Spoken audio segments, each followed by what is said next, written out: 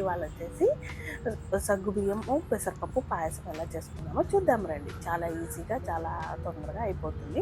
ఇది మనం ఎప్పుడైనా ఫ్రైడే రోజు కానీ సాటర్డే అలా దేవుడికి నైవేద్యంగా పెట్టాలనుకుంటే చాలా ఈజీగా చేసుకోవచ్చు, తొందరగా కూడా అయిపోతుంది. దానికోసం మనం ఫస్ట్ ప్యాన్ తీసుకొని పెసరపప్పు తీసుకొని డ్రై రోస్ట్ చేసుకోవాలి.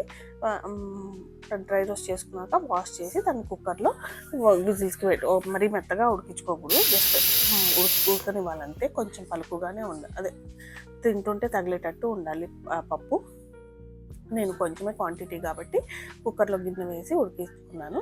దాని తర్వాత మనము నెక్స్ట్ సగ్గుబియ్యము 1 అవర్ ముందు నానబెట్టుకోవాలి. మనం ఎంత క్వాంటిటీ చేసుకుంటామో దాన్ని బట్టి సగ్గుబియ్యము నానబెట్టుకోవాలి. ఇందులో సేమియా ఏమీ వేయము, జస్ట్ పెసరపప్పు సగ్గుబియ్యం ఆ రెండుతోనే చేస్తాము. నేను 1 అవర్ ముందే సగ్గుబియ్యం నానబెట్టి పెట్టుకున్నాను. దాని తర్వాత మనం దానికి తగ్గ క్వాంటిటీ వాటర్ తీసుకొని బాయిలింగ్కి వచ్చాక దాని తర్వాత మనం నానబెట్టుకున్న సగ్గుబియ్యం వేసేసి కొంచెం ఉడకనివ్వాలి. సగ్గుబియ్యం కొంచెం ట్రాన్స్పరెంట్ వచ్చిందాక అవి ఉడికిపోయిన తర్వాత దాంట్లోకి కొంచెం పెసరపప్పు వేసి ఎక్కువసేపు ఏమి ఉడకనియొద్దు. దాని తర్వాత మనం బెల్లం కావాలనుకుంటే బెల్లము, షుగర్ కావాలనుకుంటే షుగర్ వేసుకోవచ్చు.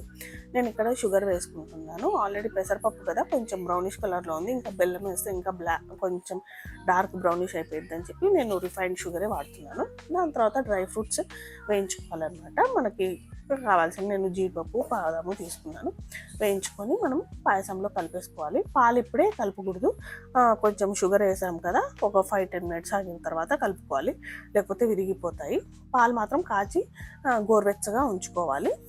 ఇవి కొంచెం పాయసం ఇది కొంచెం మనము సగ్గుబియ్యం పెసరపప్పు ఇవన్నీ ఉడికింది ఒక 10-15 మినిట్స్ తర్వాత మనకి క్వాంటిటీని బట్టి కొంచెం లూజ్గా కావాలనుకుంటే పాలు ఎక్కువ పోసుకోవాలి, థిక్గా కావాలనుకుంటే కొంచెం పాలు తక్కువ పోసుకోవాలి. కొంచెం ఒక హాఫ్ అన్ అవర్ 1 అవర్ తర్వాత మళ్ళీ పీల్చుకుంటుంది, చూసుకొని మనము పాల క్వాంటిటీ అనేది అడ్జస్ట్ చేసుకోవచ్చు. తర్వాత స్వీట్నెస్ కూడా చూసేసుకోవాలి, దేవుడికి పెట్టేది కాబట్టి చూసేసుకోండి. దాని తర్వాత మీరు టేస్ట్ చేసుకోండి. ఇలా చేసుకుంటే మన సగ్గుబియ్యం పెసరపప్పు పాయసం రెడీ అయిపోయింది. చాలా టేస్టీగా చాలా బాగుంటుంది. ఒకసారి ట్రై చేయండి, చాలా సింపుల్గా కూడా అయిపోతుంది. పిల్లలు కూడా ఇష్టంగా తింటారు. ఒకసారి ట్రై చేయండి.